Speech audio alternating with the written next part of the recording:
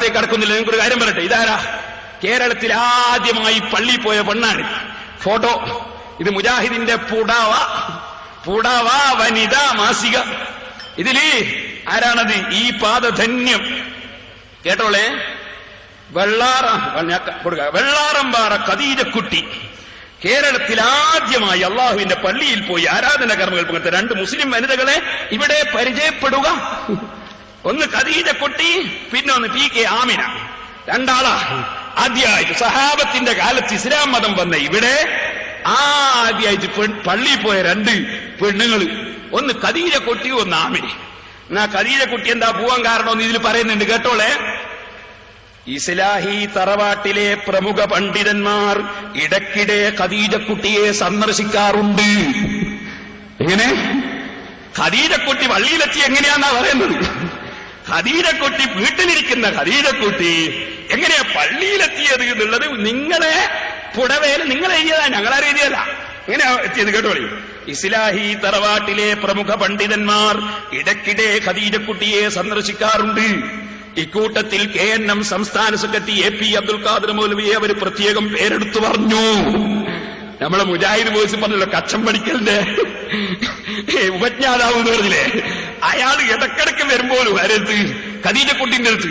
എന്നിട്ടോ പേരെടുത്ത് പറഞ്ഞു. ഈ അടുത്ത് ഏതാനും മാസങ്ങൾക്ക് മുമ്പ് അദ്ദേഹം വന്ന് കുശലാന്വേഷണം നടത്തിയിരുന്നു.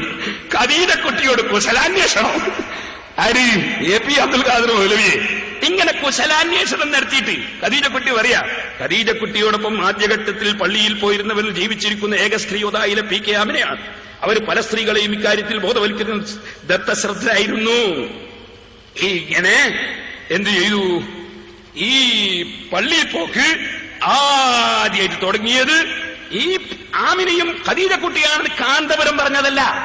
നിങ്ങളെ പത്രമാ കൊണ്ടുവന്നിട്ട് ഈ സ്ക്രീനിൽ കാണിക്കേണ്ടത്. ആരാദ്യം പോയി നിങ്ങൾ എഴുതി വെച്ചിട്ടുണ്ട്, അതാ കാണിക്കേണ്ടത്. കാന്തപുരം പറഞ്ഞു. കാന്തപുരം പറഞ്ഞത് വിഷയം ശരിയല്ലേ? ഇങ്ങനെ പള്ളിയിൽ സ്ത്രീകൾ പോകണം എന്ന് പറയുന്ന ഒരാശയം, അങ്ങനെ ഒരാശയം മുൻകാലത്ത് ആരെങ്കിലും പറഞ്ഞിരുന്നോ? ഇവിടെ ഹനഫി മദ്ഹബിന്റെ കിതാബ് നോക്കിയാൽ പച്ച ഹറാമാണ് എന്നല്ലേ ഇമാം ഖസാനിയെ പോലുള്ളവർ പറഞ്ഞത്.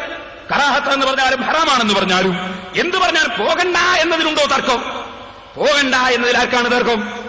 എന്നിട്ട് സുബ്ഹാനല്ലാഹ്, എന്തിന് പെണ്ണുങ്ങൾ പള്ളിയിൽ പോകണം എന്നൊരു നിയമം കൊണ്ടുവന്നിട്ട് അതിന് തെളിവ് ഉള്ളാളത്തെ മഖ്ബറയുടെ സമീപത്ത് ഇന്ദിരാഗാന്ധി വന്നിരിക്കുന്നു. ഇതാണോ ഖുർആൻ?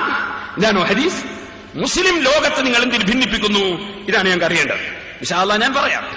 പെണ്ണുങ്ങള് പള്ളിയിൽ പോകുന്നതിനെ സംബന്ധിച്ച്, ജമാഅത്തിന് പോകുന്നതിനെ സംബന്ധിച്ച് ഞങ്ങൾ പറയേണ്ട യാതൊരു ആവശ്യമില്ല.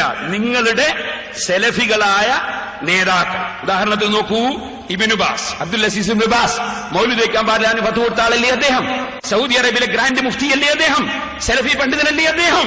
അദ്ദേഹം അൽ മുസ്ലിമൂൻ 1997 ജനുവരി 24 അതിൽ അയാൾ എഴുതുന്നു, നോക്കൂ, സലാത്തുൽ മർഅതി ഫീ ബൈതിഹാ ഖൈറുൽ ലഹാ വ അഫ്ളൽ. സ്ത്രീകൾക്ക് അവരുടെ വീട്ടിൽ വെച്ച് നിസ്കരിക്കലാണ് ഖൈറും ശ്രേഷ്ഠതയും. നിങ്ങൾ ആലോചിച്ച് നോക്കൂ. പക്ഷേ നിങ്ങൾക്കിവിടെ യുക്തിവാദികളെയും നിരീശ്വരവാദികളെയും തൃപ്തിപ്പെടുത്താൻ വേണ്ടി നിങ്ങൾക്ക് പള്ളിയിൽ സ്ത്രീകളെ കൊണ്ടുവരണം, എന്നിട്ട് മുസ്ലിമുകളെ ഭിന്നിപ്പിക്കണം. എന്തിനീ ഭിന്നിപ്പ് നടത്തണം?